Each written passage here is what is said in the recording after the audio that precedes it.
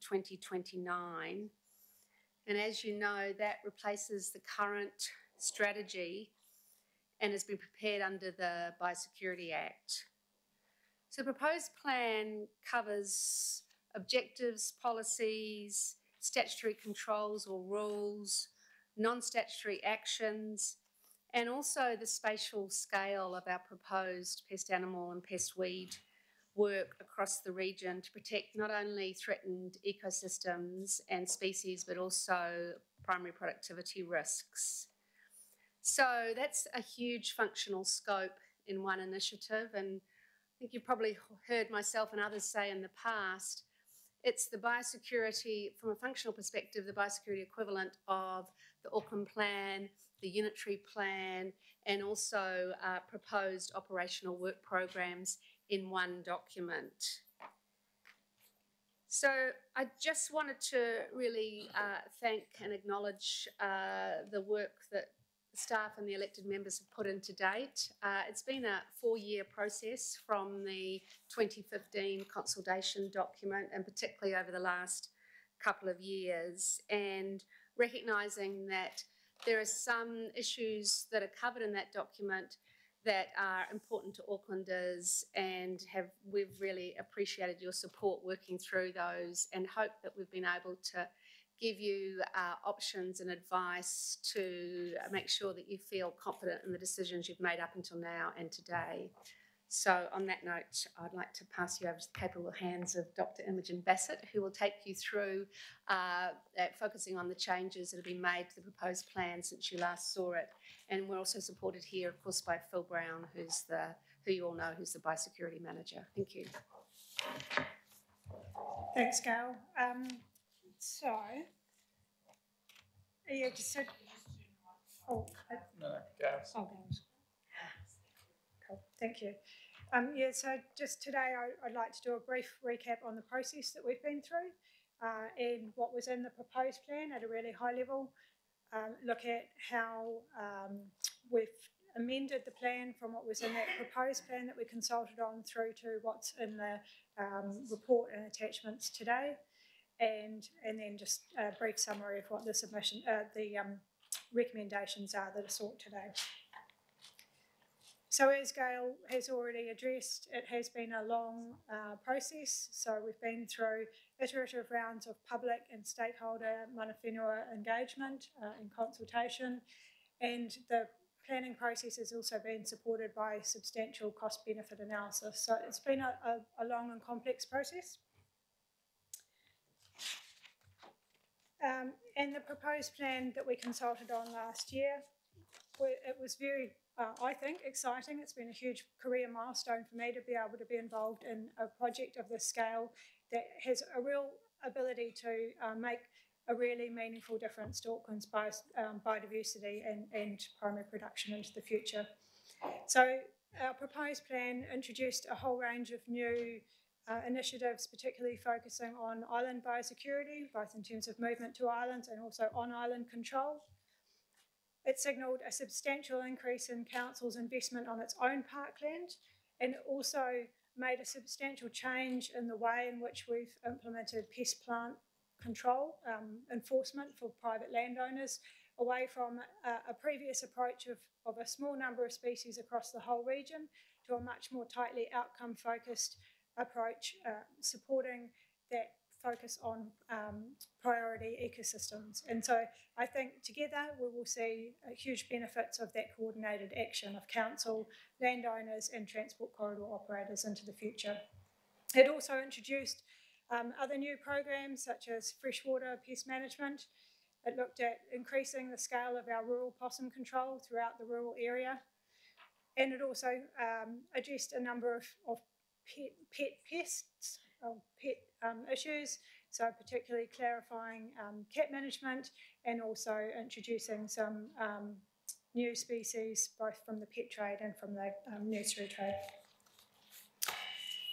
So we did have some really positive feedback actually from the proposed plan last year. So you may have seen at the time this comment from Associate Professor Margaret Stanley from the University of Auckland, saying that this is a really exciting strategy document that will put us back in the forefront of biodiversity and biosecurity work nationally. So I think it's really nice to see that recognition from leaders in this biosecurity field. It's also, I guess, her description of it as a strategy document, just to reiterate what Gail said, that this is not just a rule book, it's about setting a strategic direction, it's about the rules and council's delivery that goes with that. So in terms of the consultation with the public on the proposed plan, we had over 1,300 submissions. I know that that pales in comparison to the kind of volume of submissions that you get on something like the unitary plan, but in the context of regional pest management plans nationally, that's actually a very high level of engagement. So we know that regions like Hawke's Bay might get in the order of about 50 or 60 submissions. So for our industry, that's quite high engagement. We did see across almost every topic, we saw a really high level of support from the public. So I think that's really encouraging that the kind of areas that we're looking to invest more in and what we've signalled in that plan is broadly has enjoyed some really good public support. So attachment B to the committee report summarises all the themes that we heard coming through from those public submissions, along with a little bit of staff discussion on each topic, and then a recommendation of a change if applicable. Every change that is suggested in that attachment B is also, there is a corresponding marked up change in attachment A, which is the proposed plan with those track changes. And so I guess it's worth noting that the tracked changes in attachment A are a combination of changes that are suggested in response to the themes that we've heard back from public submissions, as well as changes that might be required to reflect the budget. So we know that we've underinvested in biosecurity and biodiversity protection for some decades, and we know that if we continued like that, we would be faced with losing species. The natural environment targeted rate that was introduced last year is really exciting, and it has given us an opportunity to really turn that around. So the national policy direction that came out in 2015 put us in a slightly strange position where we were, our timing on the proposed plan was dictated by the policy direction, and so it put us in this funny position where we adopted a proposed plan before the budget decision had been made. And so we did end up with a proposed plan that exceeded the total amount of money that's available through that targeted rate. So we do need to scale the plan back a bit. But notwithstanding that, I think it's really important to see this in the context of what we've historically been able to deliver. So even the amended plan represents a 189% increase in the total spend that we've been able to commit relative to what we've had under our legacy regional pest management strategy. We will still see rural possum control approximately doubling from historic levels, and we're still able to introduce a whole range of entirely new programs. So things like our multi-species eradications from Kawa and Waiheku, and also our active freshwater pest management program.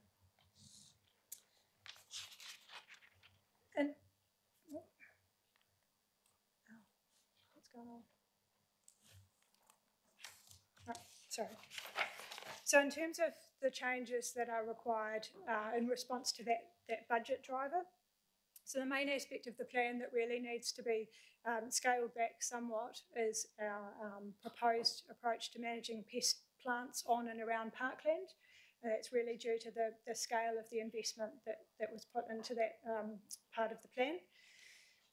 So the amended plan that's attached has got a comparison of the spatial extent of that in the proposed plan, and then what we've suggested under the amended approach. And even though that is scaled back somewhat, we're still, again, able to really substantively improve the amount of pest control that we can do on our own land, and that's in response really to a theme that we did hear very strongly from the public, that there is a real expectation that we walk the talk, that we're not just asking people to control pest plants on their land if we haven't demonstrably been able to manage our own parkland.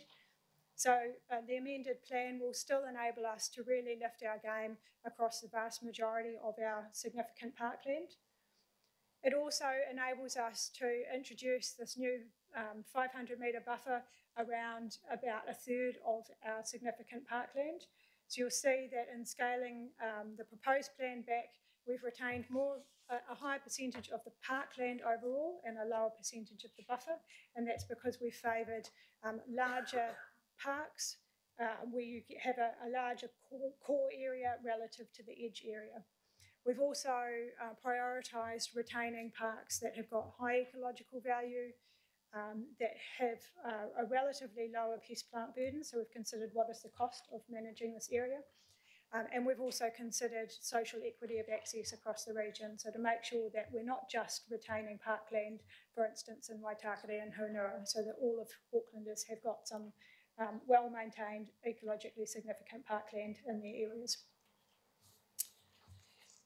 I think the only other thing I'd like to just mention here is just to note that there is an issue around so our obligations as a land manager, so with community facilities taking over management of Auckland Transport's roading network from the beginning of April.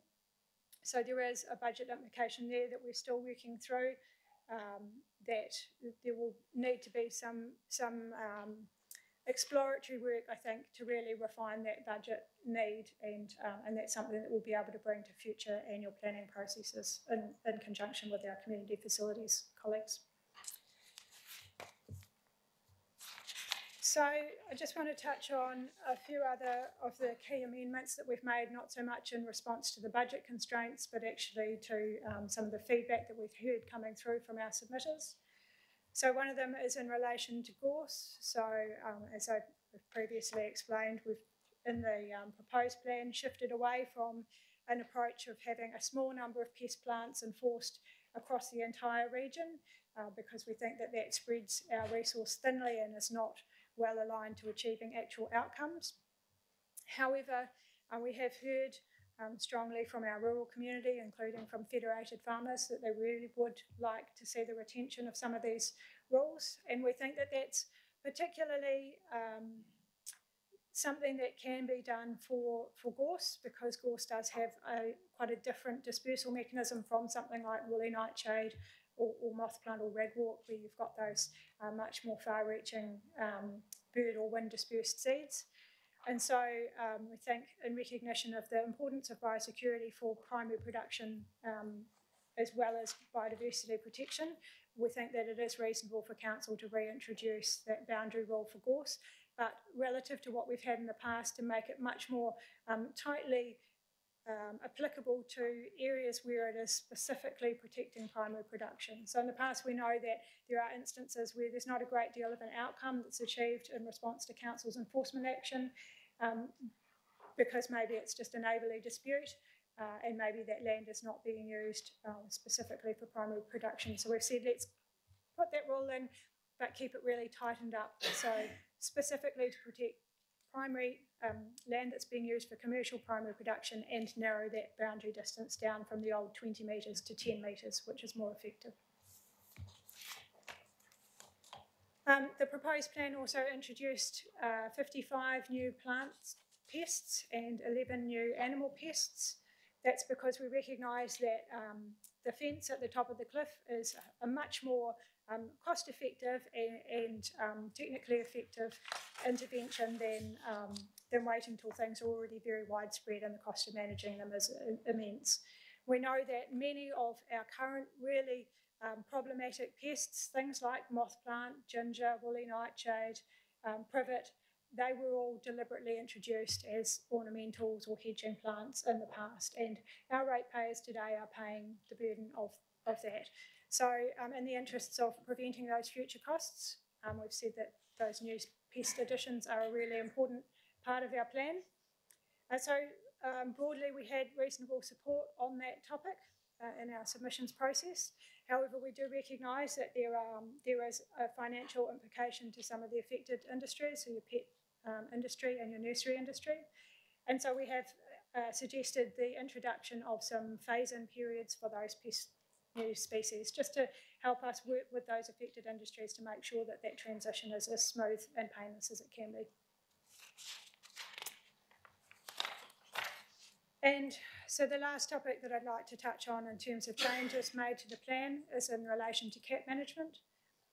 So we know that cats do have a substantial impact on biodiversity. They're responsible for around 14% of global bird, reptile and amphibian extinctions, and the local or national extinction of at least 9 native bird species. However, on the other hand, we also recognise that cats are our most popular companion animal, and so Council has a real task here to balance those two value sets. So the proposed plan set out an approach to manage cats at high value ecosystems to protect our native species there, and also introduced new investment in facilitating responsible pet ownership. So the one thing that we've heard from engagement and submissions is that everybody agrees that it's a good idea for Council to invest in responsible pet ownership, so that's great, and we've retained that in the amended plan. However, in terms of actual control of cats, that was a much more polarising issue.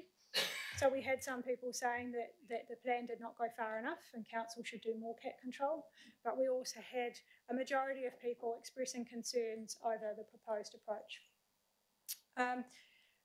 I've addressed these in previous fora, but a lot of the concerns I think were around some of the language used, things like the concern around the term pest in association with cats, and also a real concern around the safety of pet cats and wanting to have some certainty about where cat control might occur and how people would know that their pet cat would be safe.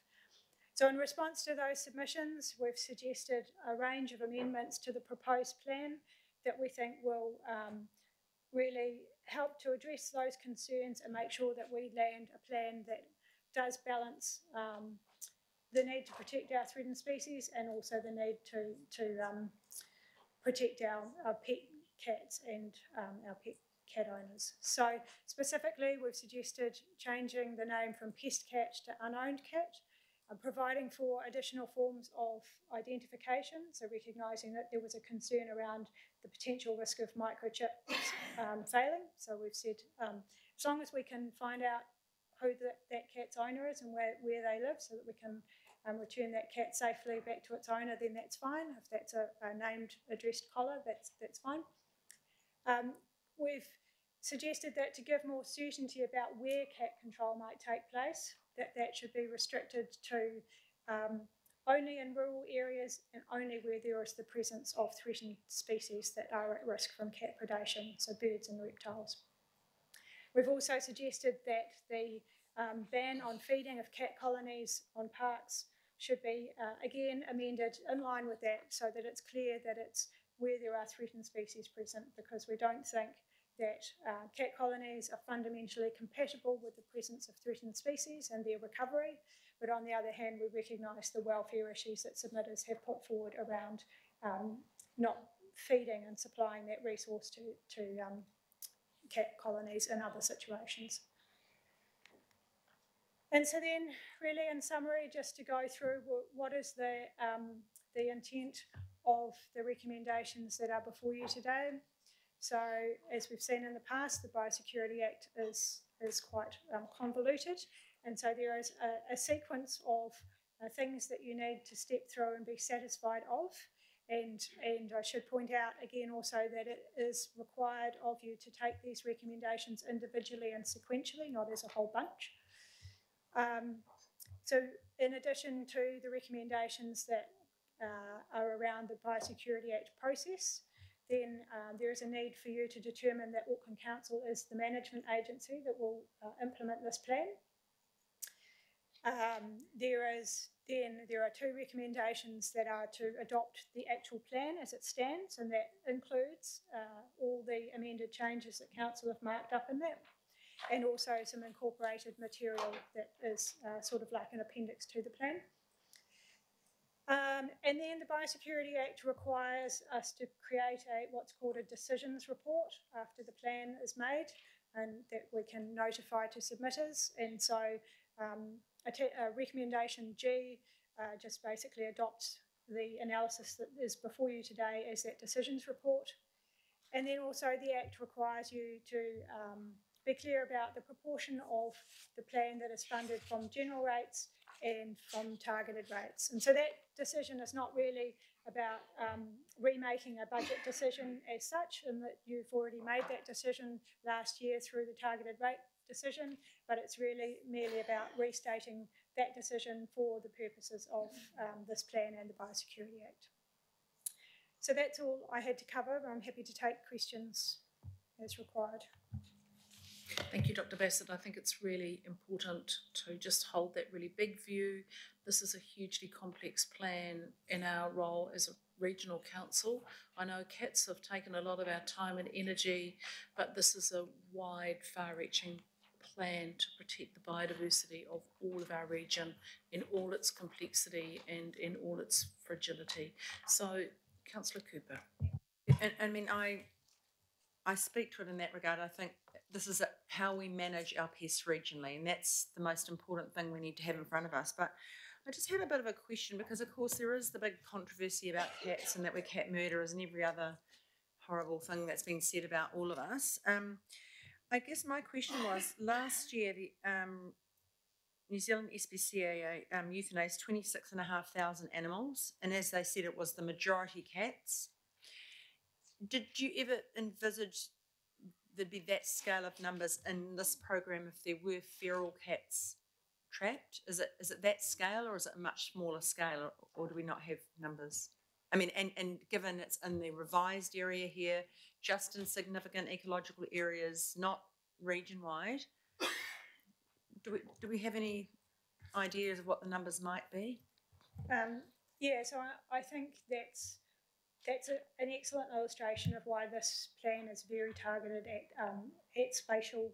It's at place, it's at protecting specific values, because we do know that there are really high numbers of unowned cats in the region.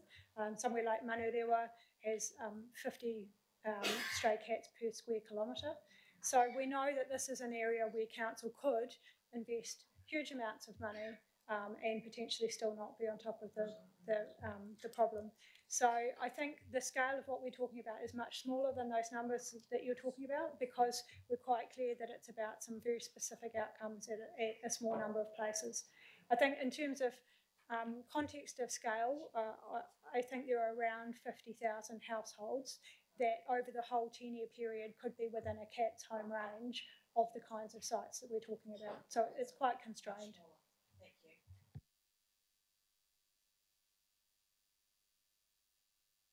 Imogen, I've got one question about weeds, the rest are about cats, and I've got about 3 or 4 if that's okay. The first one is it's a question that came through to the chair and to at least myself last night on the invasive weed species on private property and how we're going to deal with that. What does this plan do to halt the growth of invasive species in private gardens next to our parks and next to our areas of high ecological value? So I think that this plan will be really exciting and will hugely make a difference in that space. So I think it's really important to bear in mind, so in the plan there is a graphic called a pest infestation curve, and it sets out that different types of management intervention are appropriate at different levels of invasion. So this plan contains around 30 pest plant species that are uncommon in the region. You may not recognise them, but so for instance, Chilean needlegrass has nasty, sharp, spiky seeds that can blind or lame an animal. Giant hogweed, which can cause severe burnings on contact. And so these are the kinds of things that are uncommon in the region, and council can make a huge difference by controlling them anywhere and everywhere in the region on private land or public land ourselves to prevent them from being a problem in the future. For things like moth plant that are already really widespread, So international best practice, evidence-informed interventions tell us that the most effective thing that we can do is to manage the whole suite of pests at site. So it's about focusing on the sites and the values that we're protecting rather than the pest species individually, so that we don't spread our resource so thinly that we achieve nothing. So in introducing that parks program with the buffers around it, we will generate a level of collective action that we have not previously seen. In the past, our enforcement has been ad hoc and reactive. We have one complaint maybe dealt with over here, but 2 doors down, there's something else. Or maybe we go to a site and we control their woolly nightshade, but they've got a privet next to it that there's no wall for. And so it achieves really nothing. And in this new approach, we will see whole suburbs systematically surveyed, engaged, motivated through, first of all, voluntary engagement program, and then we have the rules to back that up if we need to. In biocontrol. In biocontrol, yes. Do you want cats now, or do you want to do other things? This question you would expect from me, but the whole plan is very light on detail of how you're going to kill the cats. So you can call it management, you can call it control, but you will in effect be killing some animals. So I'm interested in how you're going to kill them. In other words, we've got poison, we've got trapping, and we've got shooting. Who does what to whom? Yeah, and so you're right, the plan is short on those details, and that's because it's not the vehicle for that detail. It's something that we have in other supporting information. In answer to your question, so Council is really committed to making sure that we follow all the animal welfare guidelines around what we can and can't do in managing cats and other animals. And generally for cats, the vast majority of our control will be live capture trapping. So there is a poison that is available for cats, but we don't actually at all use it in Auckland Council. And so in the vast majority of cases, it will be live capture trapping. So once you've trapped your cat, if that's in the majority of cases, do you use PIP recognition or facial recognition, or will you be using that as one of the techniques to figure out who belongs to the cat if it doesn't have a microchip? Yeah, so I'm aware of this new technology. For people who may not be, there's emerging facial recognition software, so you may be able to identify individual cats and be able to link them back to their owner. I think that it's one of those new, there are lots of new technologies in this industry that may potentially transform how we do things in the next 10 years. At the moment, I would be hesitant to encourage people to rely on that because our staff do not have access to that at the moment. But I think it's certainly something that we can look into in the coming years. Yeah. And just a final thing on new developments in the humane killing of cats. Are you keeping your eye on what's humane in terms of positive interventions into the future? And in particular, I'm thinking about using lights to keep cats away. So other ways of dealing with the cat problem. With everything, we're absolutely keen to make sure that our management doesn't stay set in last century. We're absolutely keeping our eye on new developments, new technology, and where there are changes in what's required of us in terms of animal welfare specifications. So yes, we will keep an eye on that. And I'd like to add that the SPCA have been great to work with, and I absolutely think that there's some really positive working relationship that we can have there that can also benefit us in terms of our understanding of those things. And that just segues nicely into, I'm hoping it's not an amendment, but something the Chair will take on with regard to how we're going to work with Just SPCA. popped it up there, Councillor, and I'm moving the whole lot. My final question is just about numbers. I know that we have 105,000 registered dogs in Auckland. What I don't know is how many cats we've got. I've got my idea, and I've got the Companion Animal Survey of 2016, which gave the figure for New Zealand as 1,134,000. How many of those cats do you think we have in the Auckland region? I'm interested in your answer because it's the scale. It's the scale I'm going to talk about when I get the chance to speak later. So in terms of owned cats, I'm not aware of any data that can enable us to do anything more than generalise from those annual statistics, national statistics. I don't know that there's any reason to suspect that we are markedly different from other parts of the country, although noting that there are, within that national data, there are clear differences between urban and rural areas, so you can expect some variation on that basis. So what numbers have you been using for each of the categories of cat that's in the plan? What's your ballpark figure for each of the categories you're using? Can you tell me the category and the number you're using? So we haven't estimated total population sizes because the intent of our plan is to work at place in those threatened species areas. So it's not really relevant to the plan to understand the total population size of owned cats, for instance, in the region, because it's much more about where they are at those specific places and what the population is there. So you have no ballpark figure for feral cats? No, but that's not uncommon relative to other, so many pest species we can't necessarily, in fact most pest animal species we can't necessarily give you a population estimate. What we tend to use more are operational indices that indicate whether those animals are present at a level that is likely to be causing impacts. And cat colonies, have you mapped them all out and got a number on those? We do not. I understand there are many, many of them. But again, the plan doesn't seek to manage cat colonies throughout the region. It's quite targeted at sites where there may be a particular biodiversity impact from them. And so again, we will be working on a site-by-site basis. Thank you.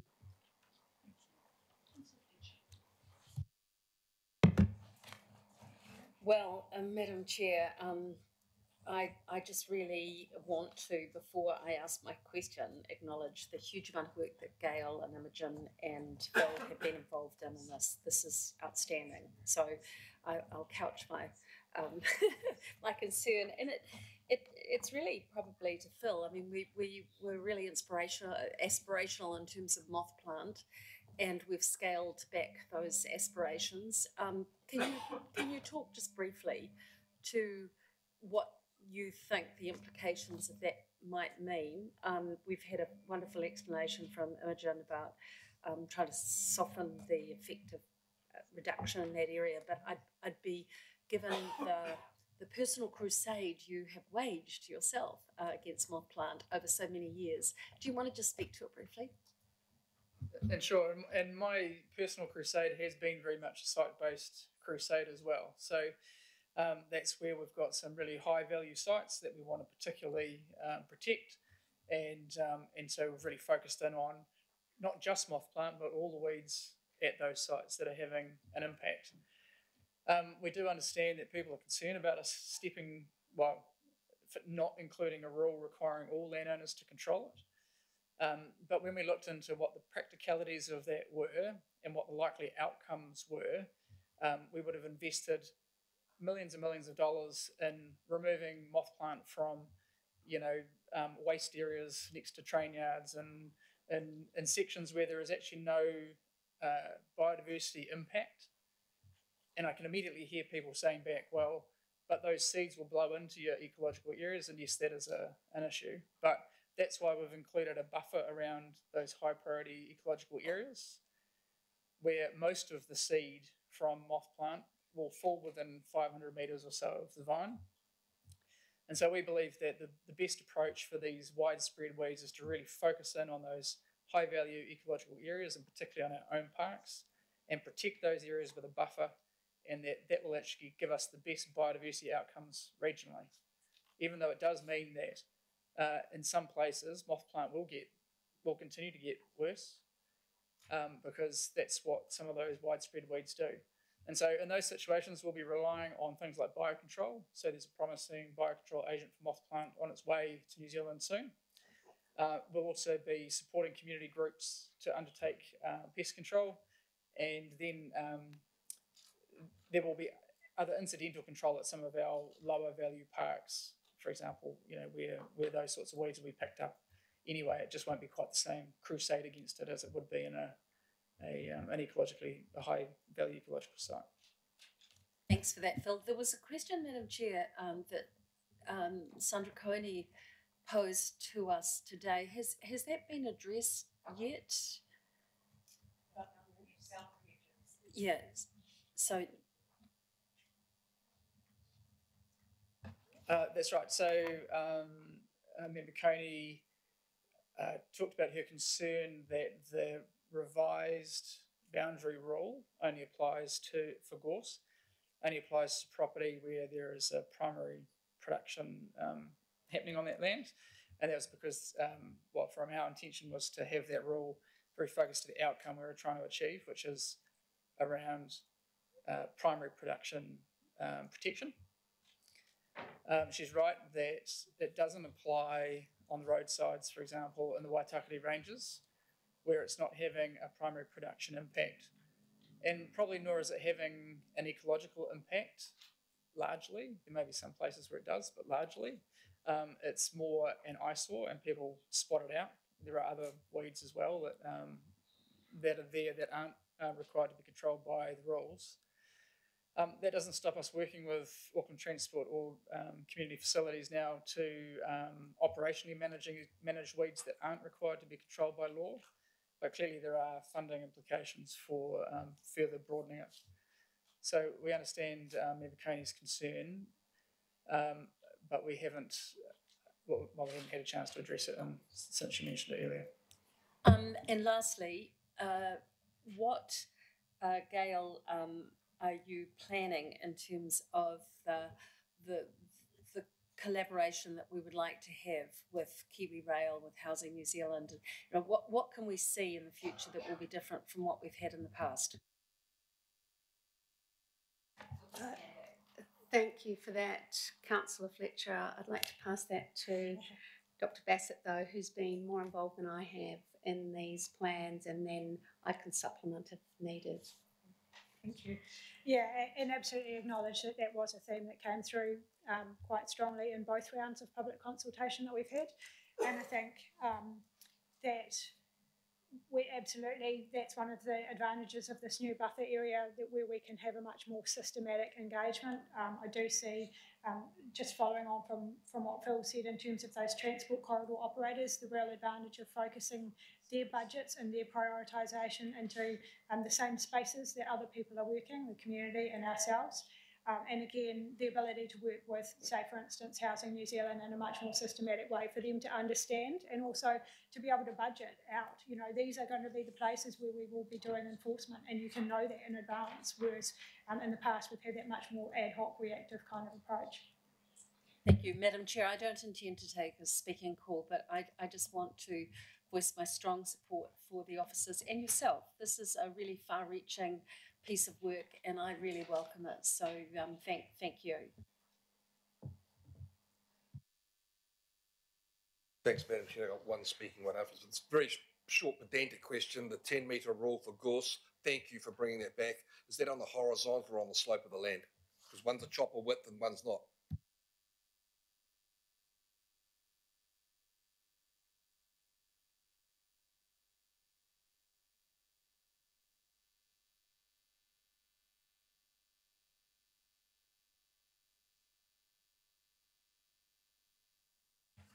Pedantic but smart.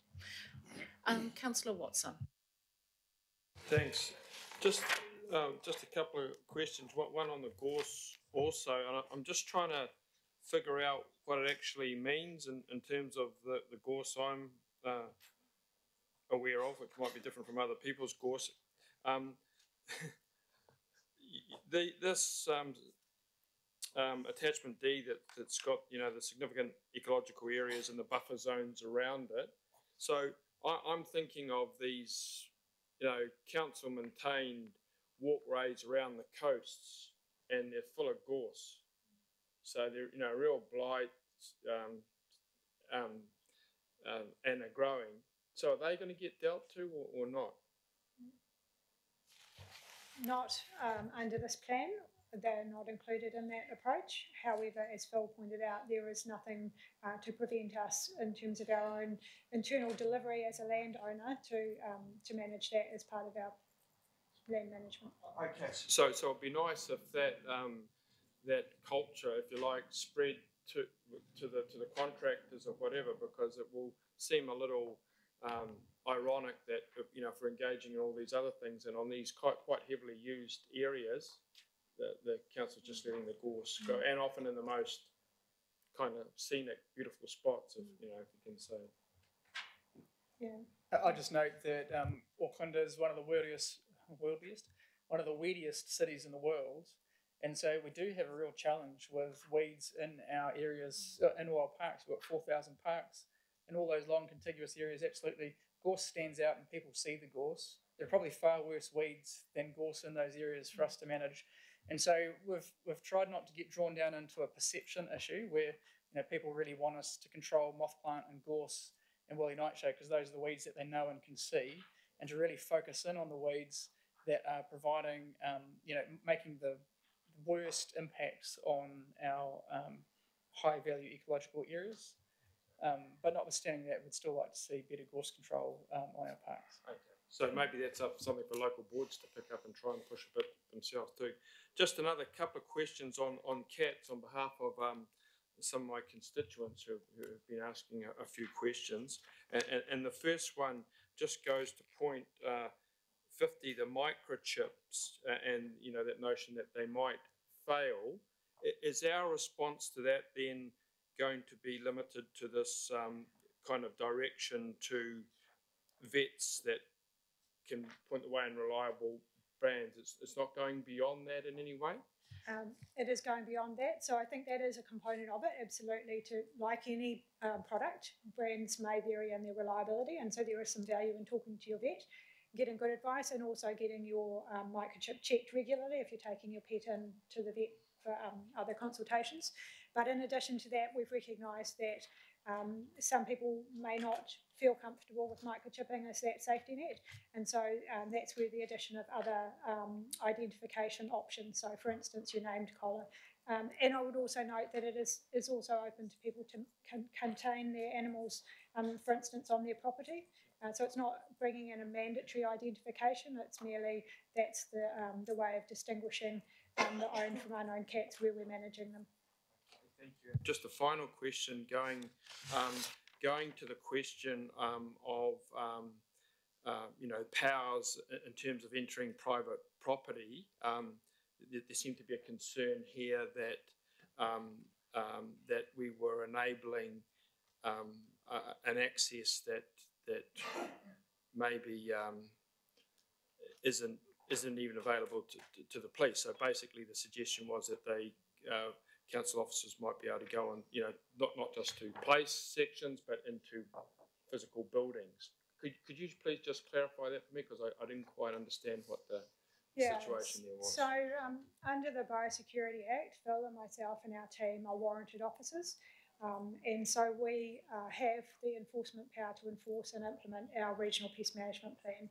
And so in the same manner that if you have, say for instance, moth plant on your property and you live in a buffer zone, we have the ability to require you to undertake that work. So we also have a range of other powers where we can come onto your property and inspect it for the presence of pests and that sort of thing. So they are entirely lawful powers that council already has. It's nothing new being introduced. Specifically with respect to cats, we've actually added to the plan to allay people's concern. We have said, just to be clear, we would only undertake unowned cat control on either public land or on private land with landowners' consent.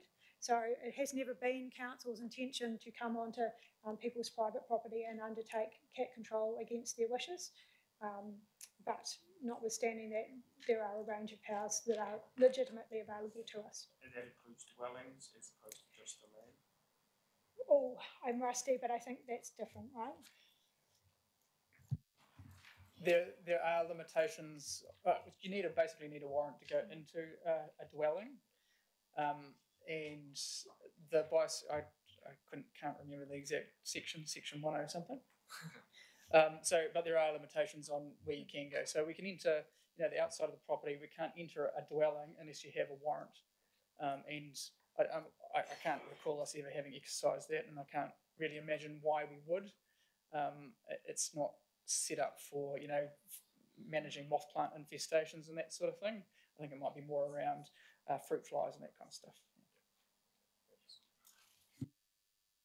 So just to let people know, and keeping a bit of an eye on the time, I've got Councillor Lee, Simpson Hills, Bartley, Member Brown and Councillor Sayers. So if we can just, and Councillor Walker, so if we can just keep our questions very short, and then I'm presuming we might not have big long speeches actually speaking to it. I think we probably do need to get a bit of a wiggle on. Councillor Lee. Thank you, Madam Chair. I have some questions. I'll start off with our old friends, the cats. I can see that the reason why the word pest, cats, or pest has been deleted, even though this is a pest management strategy. But I'm puzzled why you've also deleted cat scientific name. What's the reason behind that?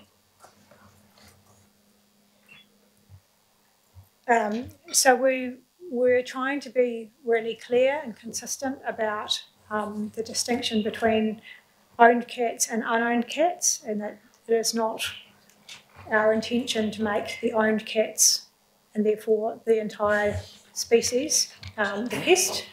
But in addition to that, actually throughout the plan we've been through and removed scientific names in some places just for simplicity and consistency, because we noted that were somewhat inconsistently applied throughout the plan.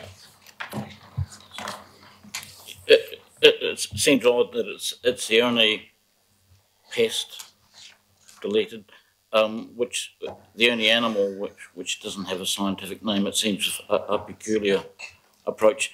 Just moving on from talking about scientific names, on page 117, our old friend, the mouse. His scientific name should really be in italics, and all the other ones are as well, Mus musculus.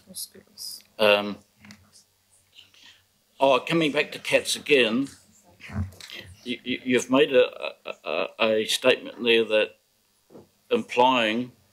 clearly implying that toxoplasmosis in very rare Hector's dolphin and Maui dolphin are somehow caused by cats.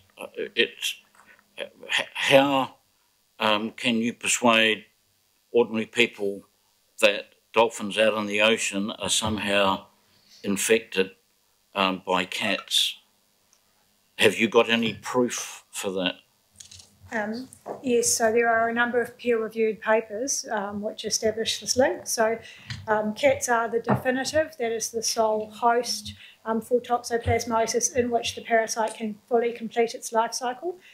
So we know that if we were, for instance, and I'm not suggesting we are going to do this, but if there were no cats in Aotearoa, then that parasite would not be able to complete its life cycle, and so we would expect it to drop out of the environment. So although cats are the primary definitive host for it, it can then complete a stage of its life cycle in a whole range of other animals. So around a third of people have been infected by it, and also a whole range of, your rats and things, but also it's been isolated as a cause of death, not only in around a quarter of those threatened dolphins that have been autopsied, but also from a range of our native bird species, keriru, kaka, I think, as well. So we know that it is having an impact on our native species, and I know people like Dr. Wendy Rowe from Massey University have got ongoing research on that area to help us understand what that really means. It just seems to me that it's a rather provocative statement, and far more provocative than an animal having its scientific name. And it may confirm or play to the suspicion among large numbers of Aucklanders that there is a certain kind of a bias or phobia about cats within the council, given what has happened. So I ask you to think about that. I have another question, and it relates to the Hauraki Gulf control area, and there are a number of words and statements, narrative, and also maps about the islands in the Gulf. There's not one mention of the only island in the Gulf that the council owns, Motukorea or Browns Island, and I think that's quite a gap, given its present problems with pest weeds. And I've been out there working on those pest weeds with other volunteers that the council's own island, Docks Islands get mentioned, privately owned islands get mentioned, but not the council's own island. It seems, again, an oversight which should really be corrected. What's your comment on that? Perhaps an oversight, you're right, but you'll be relieved to know that we're investing more funding from the targeted rate into controlling weeds on Motukorea.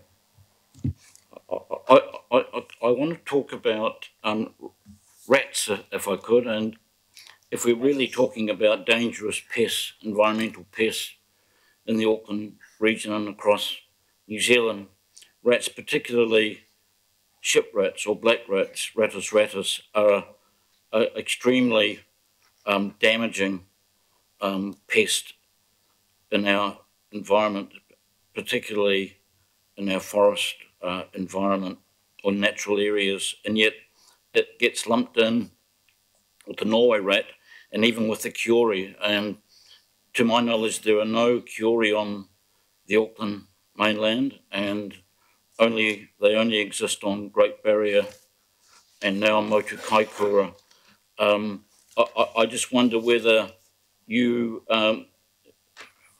in contrast to cats, which actually prey on rats, you're underplaying the importance of the significance of ship rats in particular. And I'll leave it. You have any comment on that?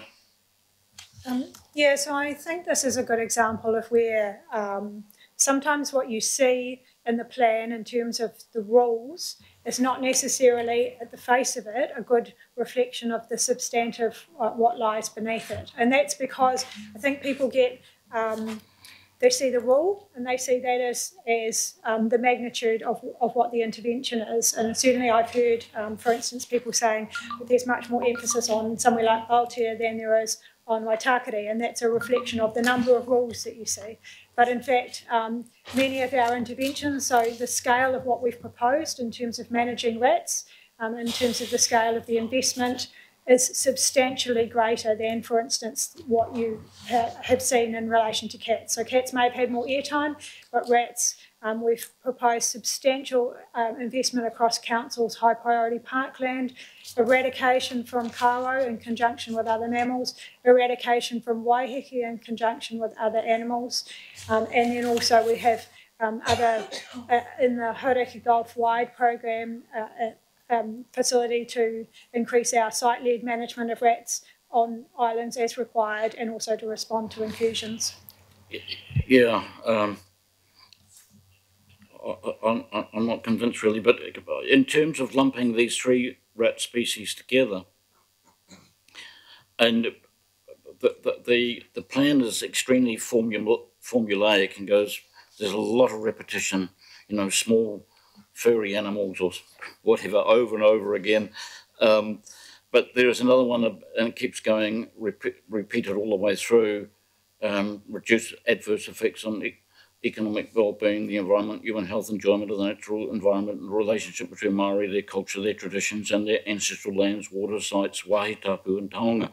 And you've lumped in there Kiori, which is an animal brought to New Zealand 700 years ago or whenever by the ancestors of the Māori people. And you may or may not recall a celebrated Environment Court case whereby Ngāti Wai proceeded or appealed a resource consent granted by the Auckland Regional Council to the Department of Conservation to remove Kiori from Hauturu, Little Barrier Island.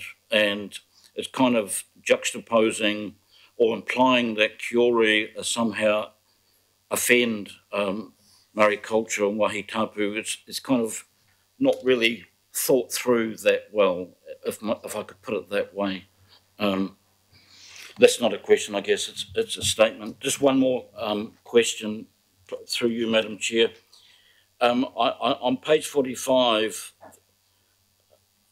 the significance of regional parks as natural areas is referred to, and the Hunua Regional Park and the Waitakere Regional Park are referred to repeatedly, but never with their proper official names. It's almost as if the regional park has been stripped away from the name, and I would urge you to put regional park back into the proper name for those areas which the Auckland Council inherited from the ARC and holds on behalf of the people of Auckland. So I ask you, when you're naming a regional park, to use the proper name. Thank you. Councillor, just to check, and some of those are just very minor amendments. I think some of the name changes we can add in as part of the track changes, but any issues of substance we can't amend at this stage. So I think we can pick up the names that you've recommended. Yeah, so to be clear, that can be part of the delegation to yourself as chair for minor typographical things like italics and letter names and part names. I think that's fine.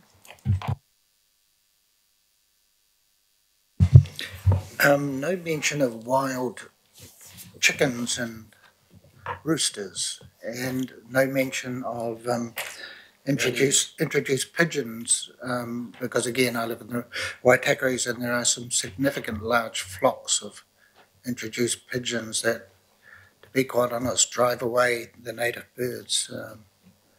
But I also live in Titirangi where there's an explosion of chickens and roosters on roadsides everywhere living in the village, and we can't seem to stop them or stop the people who feed them.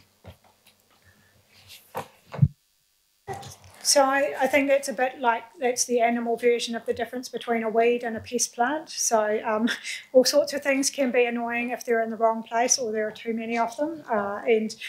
So that is why we have the nuisance bylaw framework that can help us manage things like abundant chickens in the wrong place. Whereas we've been really clear that the pest management plan is really very outcome focused rather than that more nuisance management. In terms of your pigeons, I think that I recognise that they can be quite abundantly annoying in some instances, but generally they are much more associated with human environments, human rubbish and that sort of thing, and so it's less of a biodiversity outcome issue really.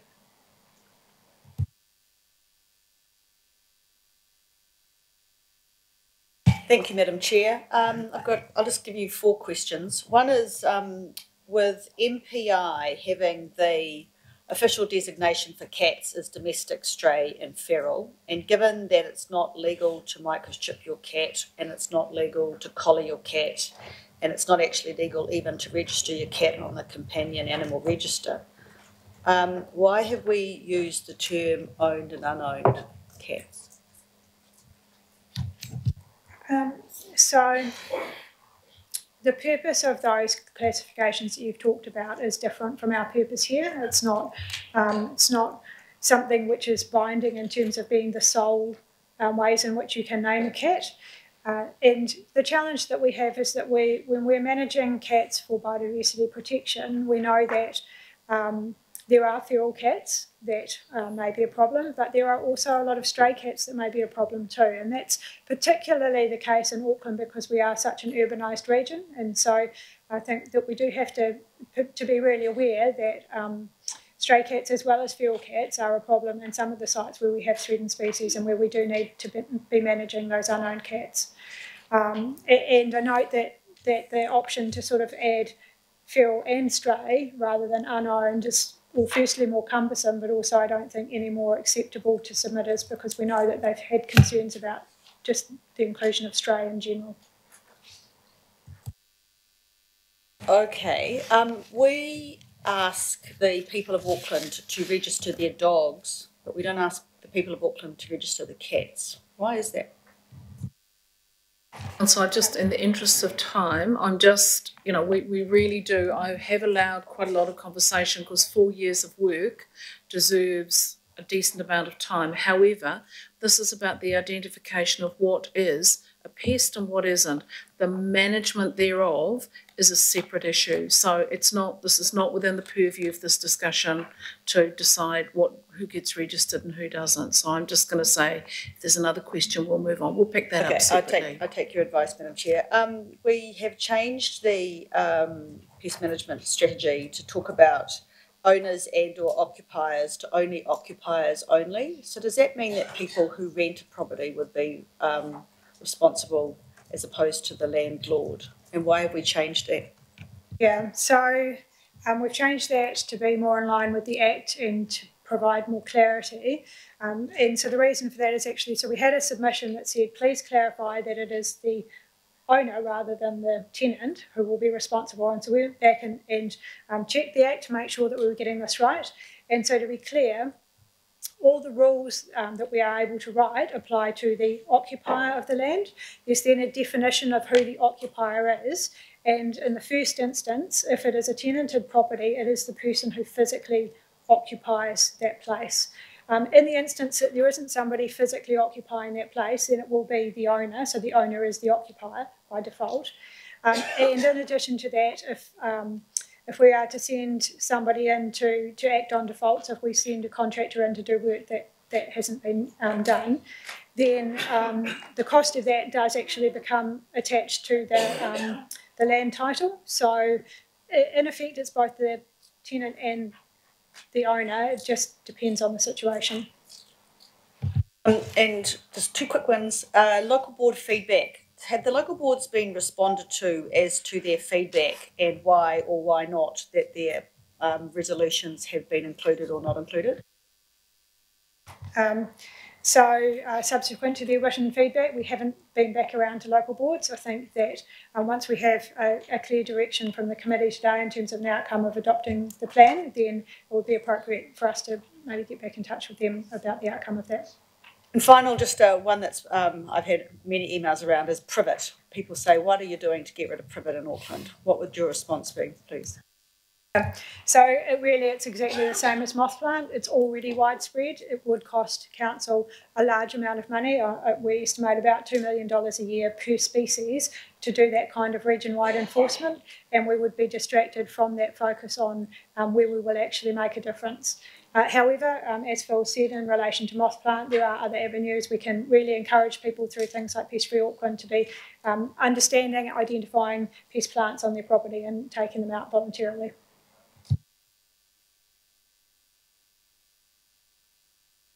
I did have a few specific questions, but time-wise, the main thrust of it was around how we decide where we will help on the park. I'm really excited about the parks, the increase of weed management there, and just how we integrate with the current groups and volunteer situations, because I am getting a bit of frustration around sometimes not being able to get, say, just the pickups of leftover stuff or a bit of support where they might be doing all the work or a lot of the work. So how we can add value there. Probably don't need to answer me now, and I'll just throw out quickly my comment so I don't have to comment later. Just fantastic work again. It's been a little bit sad that it's the cat issue has kind of distracted from the multitude of work that is being done and that is shown in this plan.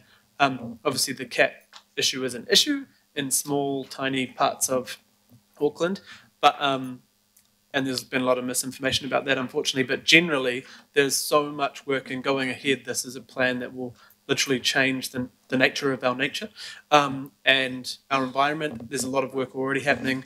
A fantastic work in the last 6 months on Kodi dieback in on the shore, just phenomenal. And the funding and the people work and the pace to protect our Kodi on the shore.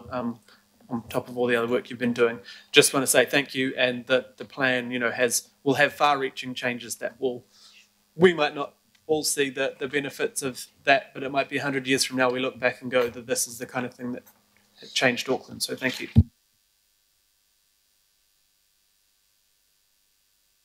Thank you, Madam Chair. I was just going to pick up on moth plant because of a constituent's email, but you've already given an explanation of why it's not going to cover the whole area. So I'll ask about cats. Is this any different to what we're already doing regarding cats? In many ways, it's substantively not different. So in the past, we have had a program of managing cats at a small number of high-value sites to protect our threatened species, and that is very much what we are still proposing. The real difference is that it brings us more clarity and certainty around what those cats are when we're removing the situation where staff are trying to make a subjective judgment as to whether that's a feral cat or a stray cat. And it's also giving us much more proactive approach to encouraging responsible pet ownership, which is something that we haven't had the capacity to do in the past. Everybody says we should be doing it, and so I think that's really the step change that's exciting.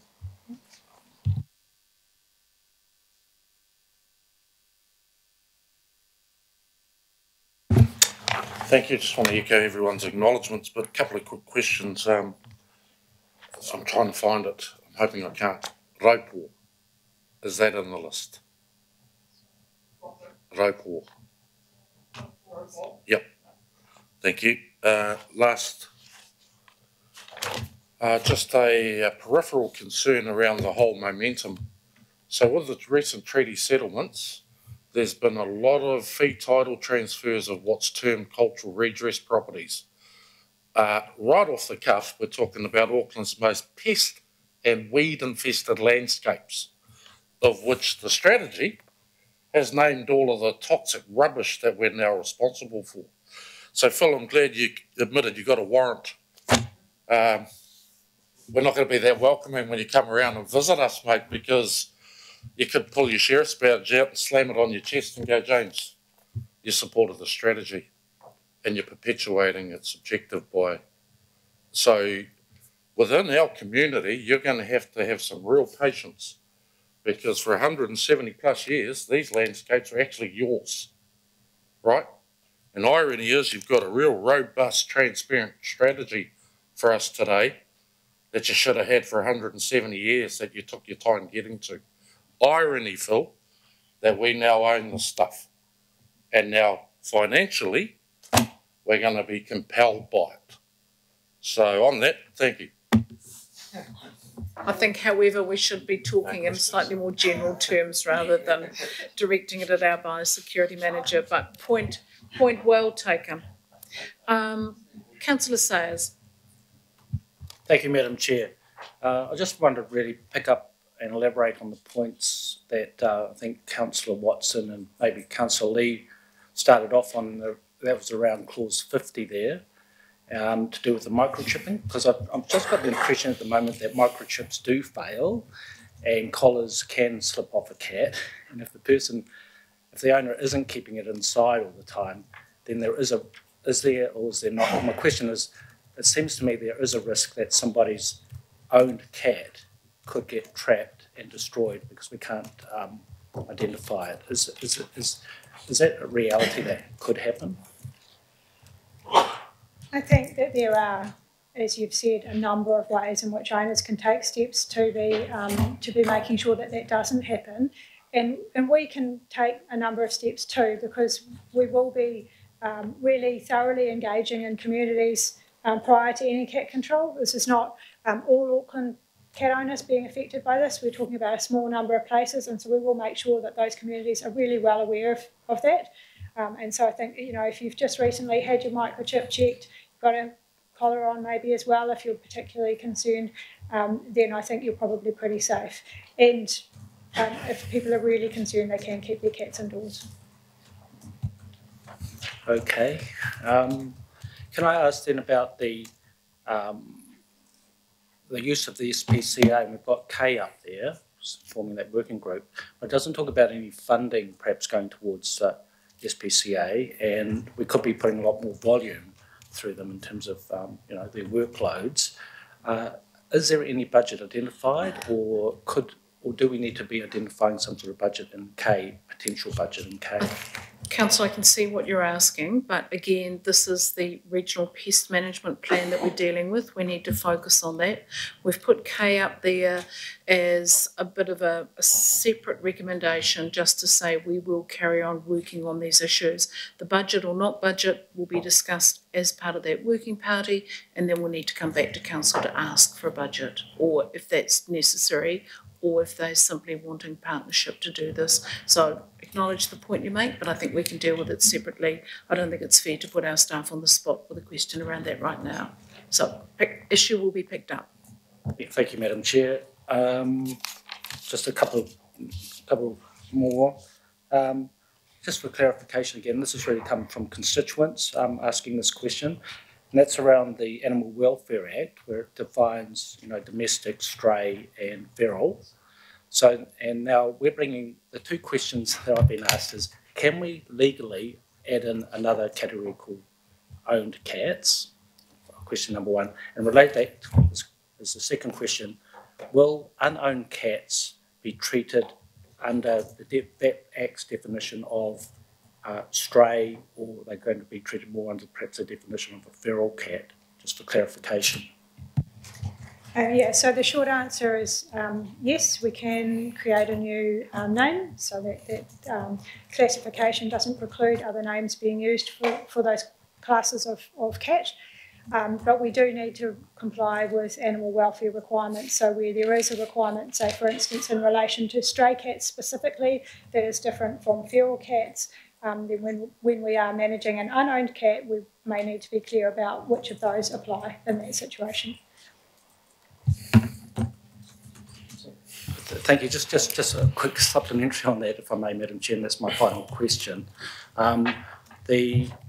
So can you just so we could get an unknown cat, and then we have to define if we're going to treat it as a stray or feral cat. I didn't quite catch the gist of your answer. Yeah, so we can for our naming of them in the plan, we can call them unowned as a group.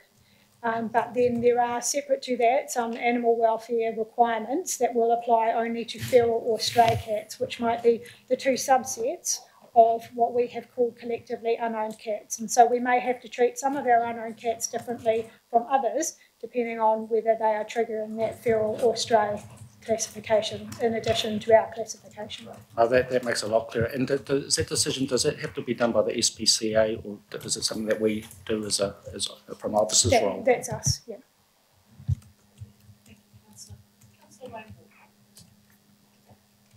Sure. Got a few questions. I'll try and be brief. The first question, is it the case that we're heavily reliant on landowners around our whole approach in terms of what they do, particularly on private land? I didn't hear or understand that question very well. So the context is we've got weeds all over the place. We've got a whole lot of weeds on private land, and quite obviously they form a seed source. So is the overall thrust of our program, our strategy to try and get landowners on board so that they are doing what they can?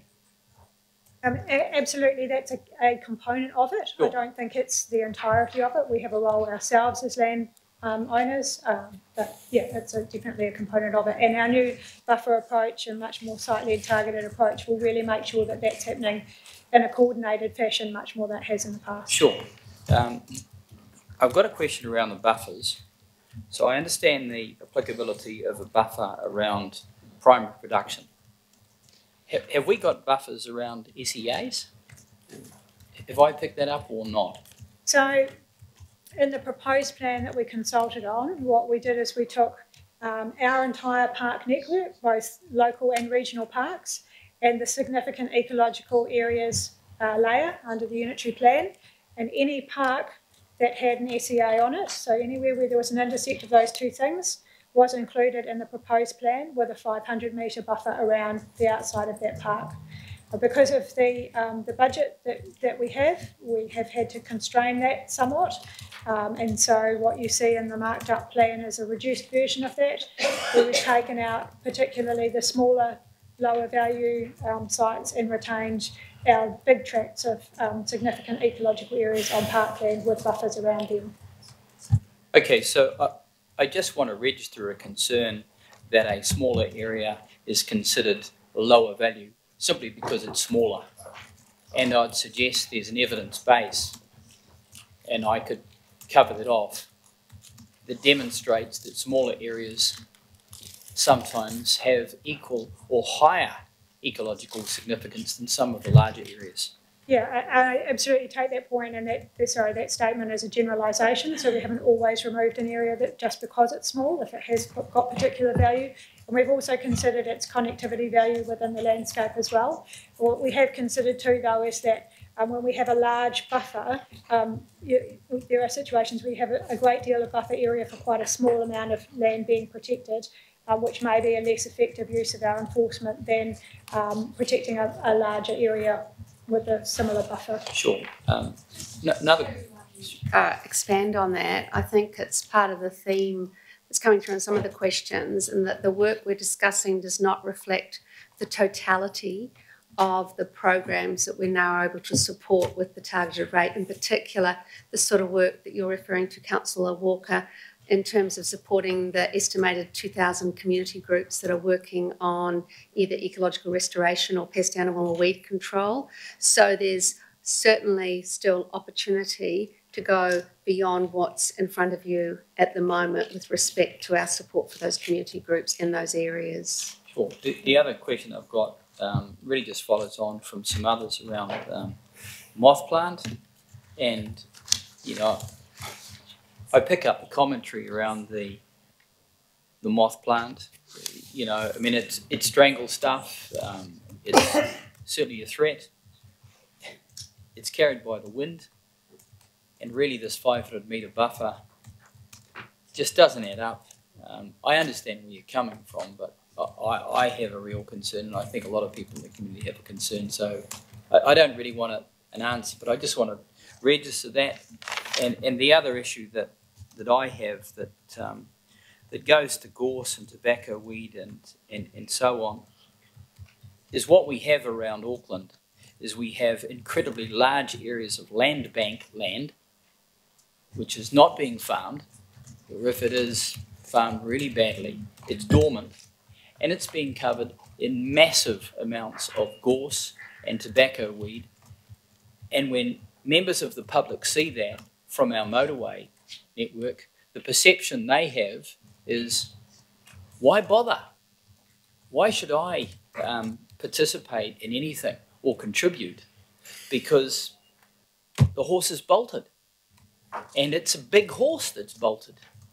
It's a colossal amount of area now that's covered like this, and it's going to remain so for some time to come. So I don't know whether that's adequately covered off in any kind of business case. I haven't seen it, but I just want to register that. It's a real concern.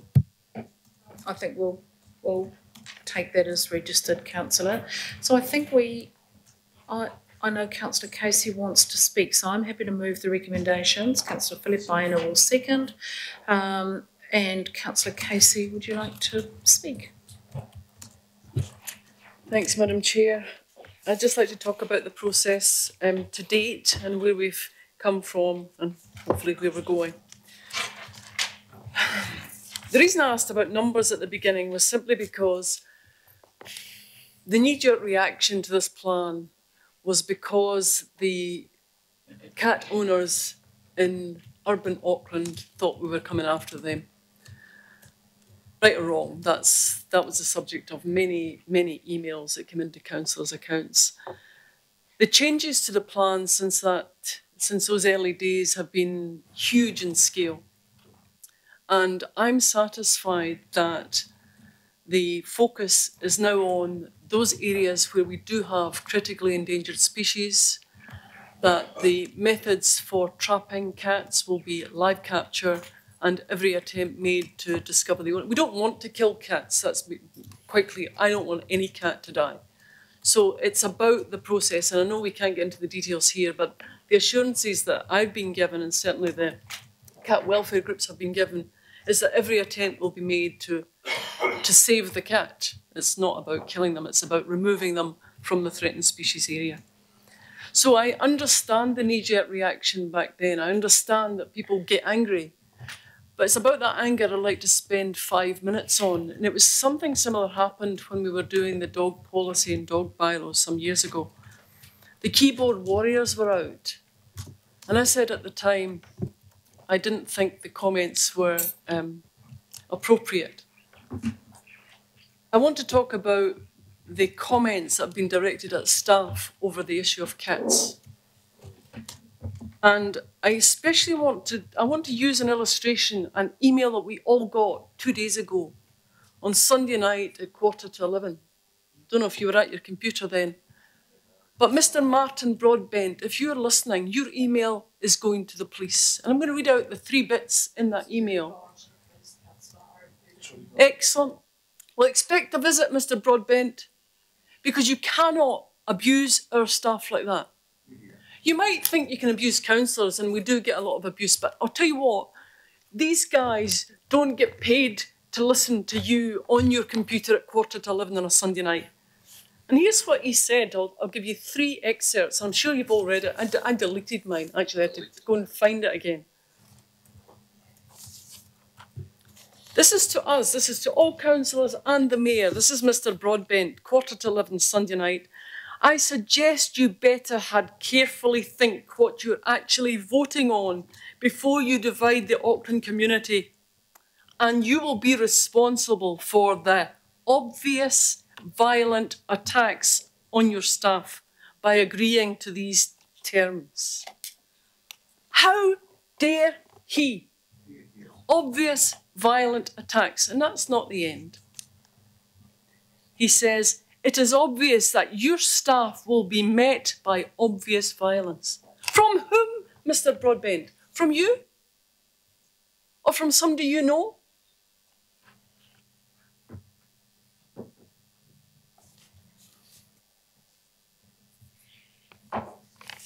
Oh, just give me a second. It's not just Mr. Broadbent on Sunday night. It's threats to kill. It's threats to attack their vehicles. And recently, this week, threats to release rats on our offshore islands. Who does that? Who even says that? So, you know, I'll go the full mile to make sure that we get the best policies to save our animals and most humane methods of dealing with them.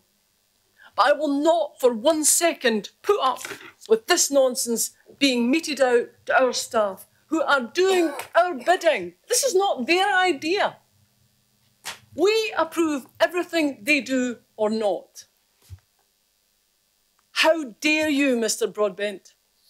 So let that be a warning to those who engage in debate. You can engage to, you know, you can go right up to the nth on debate with me. I'm happy. I'll yell back. Do not abuse our staff in this manner. It's not fair. So just to finish off, the K Councillor Sayers was mine. We've had excellent negotiations with the cat welfare groups and the SPCA. We want to continue that into the future. And the reason we want to continue is that somebody mentioned that dogs and cats, you know, we do have stringent controls over dogs. We do have responsible dog owner policies. We do have lots of rules. And we can have similar for cats in terms of what's a cat owner's responsibility? De-sex it, number one. Can we help with that? Absolutely we can. Do the cat welfare groups want it? Absolutely. Does the SPCA want it? Absolutely. The answer is to reduce the cat population by not letting them breed. It's amongst, we need to get onto that. That's number one. And that's all. So that was mine, Councillor Sayers, so I hope that you do support it. It is about continuing the conversation and working together for the good of the cat population, about cat ownership and cat welfare. End of my rave. Thank you. Not a Councillor Casey, I really acknowledge you for saying that, and I want to also acknowledge you for what has been a difficult role to play in being the bridge between some of our advocacy groups, but also the council process, and you've conducted that admirably. I also acknowledge that this has been an incredibly hard time for the staff, and I think I put something vaguely needy on Facebook the other night saying what a terrible day it had been. It was those emails, including the email threat to release rats on our predator-free islands, that tipped me over the edge. And that's when you think, what have we come to that people will resort to that kind of thing? It's extraordinary. And to threaten our staff is absolutely untenable. So kia ora, Councillor Casey. I think you put it beautifully. I think we may have exhausted the topic. I'm hoping we have, and I'm going to put the recommendation. Member Brown. Certainty, so the email. Right. We not aware of. So read it to a request a copy of the police. I'll send it across to you, James. We'll make sure that it's sent, and yes, we have no control over who some of these keyboard warriors send their vile letters to, so we'll certainly include you in. Sometimes it doesn't feel that we want to spread the craziness, so if you've requested it, we will. I'll put the yeah, Councillor Sayers. Just to, I probably wasn't going to speak, but just listening to Councillor Casey, yes, I'm happy to support Kay there, Councillor. But I'm also happy to support the plan in general, particularly around the weeds and the efforts that we're going to there. My difficulty and the reasoning for my questioning and listening carefully to the answers was that there is risk that a domestic owned cat may be accidentally killed or caught in court. Can't be identified. So look, I'm happy to support the recommendations, Madam Chair, but when I vote on it, I would like to make the note that I don't support the cats being included. That's all. Yeah, that's all. Tricky because it's kind of wound through the whole thing. I think you've made your point, Councillor. You'll just need to work out how to deal with it. We will now just take a moment to explain the process because it is a legal requirement. Alf and I, or Councillor Filippino and I, have moved and seconded the whole thing, but we will have to put each of the clauses separately, and we are required to do so by law. So I'll move A. All those in favour, please say aye. Aye. Aye. Against? Carried. B. All those in favour, please say aye. Aye. Against? Carried. C. All those in favour, please say aye. Aye. Against? Carried. D. All those in favour, please say aye. Aye. Against? Carried. And E. All those in favour, please say aye. Aye. Against? Carried. F. All those in favour, please say aye. Aye. Against? Carried. And G. All those in favour, please say aye. Aye. And against? Carried. H. All those in favour, please say aye. Aye. Against? Carried. And I. All those in favour, please say aye. Aye. Against? Carried. We're nearly there. J. The staff are very excited because we have to affix an official seal. Now that is a seal with a seal, as the person to my left was getting very excited, wondering if he could meet the official seal. No, this is simply a legal requirement, Dean. I'll put J. All those in favour, please say aye. Aye. Against? Carried. And K. All those in favour, please say aye. Aye. Against? Carried. Can I just add my warm thanks and acknowledgement for 4 years long hard work